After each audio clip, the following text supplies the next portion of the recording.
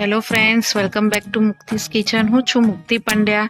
આજે હું લઈને આવી છું સવારે નાસ્તામાં ખવાય કે પછી બાળકોના ટિફિન લંચ બોક્સમાં અપાય એવા ઢોકળા. અહીંયા હું પ્રોટીનથી ભરપૂર અને વેજીટેબલથી ભરપૂર એવા સરસ મજાના ટેસ્ટી મગની પીળી દાળના ઢોકળા લઈને આવી છું. આ ઢોકળા તમે એકવારથી જરૂરથી બનાવજો, બહુ ટેસ્ટી બને છે. આને કેવી રીતે બનાવવા એ બતાવવાની છું. અને જો તમને મારી આ રેસીપી ગમે તો મારી ચેનલને સબસ્ક્રાઈબ કરજો, બેલ આઇકન પર ક્લિક કરજો અને મારી ચેનલને શેર કરજો. તો ચલો હવે આપણે શરૂ કરીએ. મગની દાળના ઢોકળા બનાવવા માટે 1 વાટકી જે મગની પીળી દાળ આવે છે એ લીધી છે. એને પહેલાં પાણીથી ધોઈને 1 થી 2 કલાક માટે પાણીમાં પલાળી રાખવાની. પછી એનું બધું પાણી કાઢી દેવાનું. હવે આ બધી દાળને આપણે મિક્સર જારના બાઉલમાં લઈ લઈશું અને આને સ્મૂથ પીસીને રેડી કરી લઈશું. અહીંયા આપણે આ મગની દાળ સરસ એવી પીસીને રેડી થઈ છે. તમે જોઈ શકો છો એકદમ સ્મૂથ પીસીને રેડી કરવાનું છે. આમાં બહુ પાણી તમારે પીસતા ટાઈમે યુઝ નથી કરવાનું. હવે આની અંદર 4 થી 5 મરચાંના ટુકડા એડ કરીશું, 6-7 લસણની કળીઓ એડ કરીશું, 1 ઇંચ જેટલો આદુનો ટુકડો એડ કરીશું. હવે આ બધી વસ્તુને સરસ આપણે પીસીને રેડી કરવાનું. અહીંયા આપણું આ બધું જ પીસીને રેડી થઈ ગયું છે. તમે જોઈ શકો છો મરચાં, લસણ, આદુ બધું સરસ પીસીને રેડી છે. હવે આપણે આ બેટરને આપણે એક બાઉલમાં કાઢી લઈશું. અહીંયા આપણા બધા બેટરને એક બાઉલમાં કાઢી લીધેલું છે. હવે આની અંદર આપણે 2 થી 3 ચમચી જેવું આપણે ઝીણો રવો આવે છે એ એડ કરીશું. હવે આ રવાને આપણે સરસ રીતે બધું મિક્સ કરી લઈશું બેટરમાં.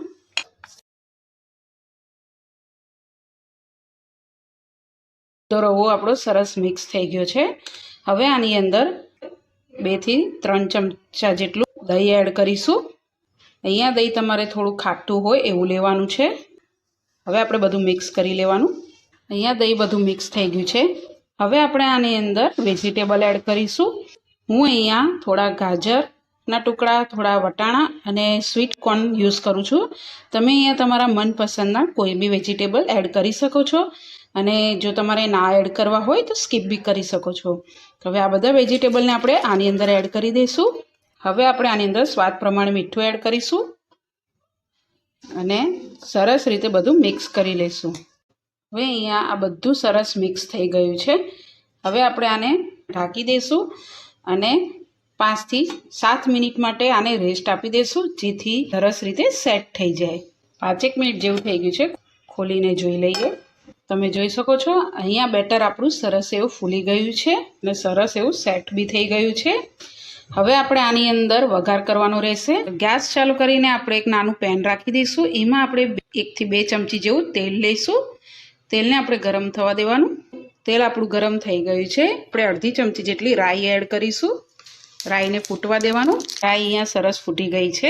ગેસની ફ્લેમ આપણે બંધ કરી દઈશું અને પછી એની અંદર આપણે અડધીથી ઓછી હળદર એડ કરીશું અને આ વઘારને આપણે જે આપણું બેટર છે એની અંદર આપણે એડ કરી દઈશું. સરસ રીતે બધું મિક્સ કરી લેવાનું બેટરમાં વઘારને. તમારી પાસે જો લીમડાના પાન હોય તો તમે આમાં વઘારમાં એડ કરી શકો છો. અહીંયા બધું સરસ મિક્સ થઈ ગયું છે. હવે આપણે આની અંદર અડધી ચમચી જેવો ઈનો ફ્રૂટ સોલ્ટ એડ કરીશું અને આને આપણે એકદમ જ સરસ રીતે બેટરમાં મિક્સ કરી લેવાનું છે. ઈનો બધો જ બેટરમાં સરસ રીતે મિક્સ થઈ ગયું છે.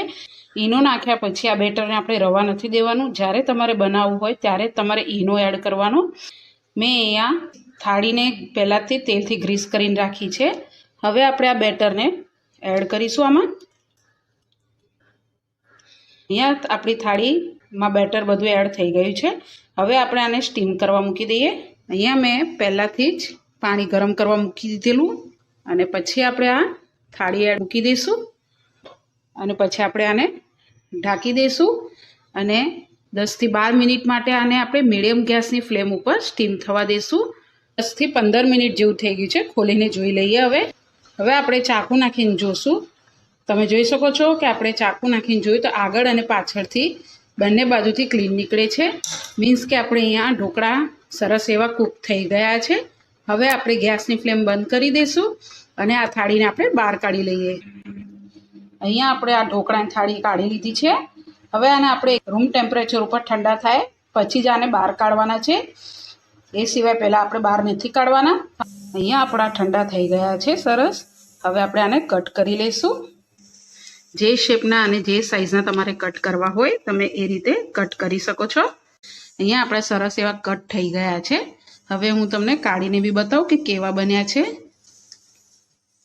તમે જોઈ શકો છો કે મગની દાળના ઢોકળા સરસ એવા બનીને રેડી થયા છે. સરસ એવા જાળીદાર બન્યા છે અને એકદમ જ સોફ્ટ બને છે. આ ઢોકળા તમે ગરમ ગરમ સવારે નાસ્તામાં કે પછી બાળકોને ટિફિનના લંચ બોક્સમાં આપશો તો પણ આ એકદમ જ હેલ્ધી અને સરસ લાગે છે. તમે એકવારથી આ ઢોકળા જરૂરથી બનાવજો. જો તમને મારી આ રેસીપી ગમે તો મારી ચેનલને સબસ્ક્રાઈબ કરજો, બેલ આઇકન પર ક્લિક કરજો અને કેવી લાગી એ મને કોમેન્ટ્સ બોક્સમાં જણાવજો. Thank you.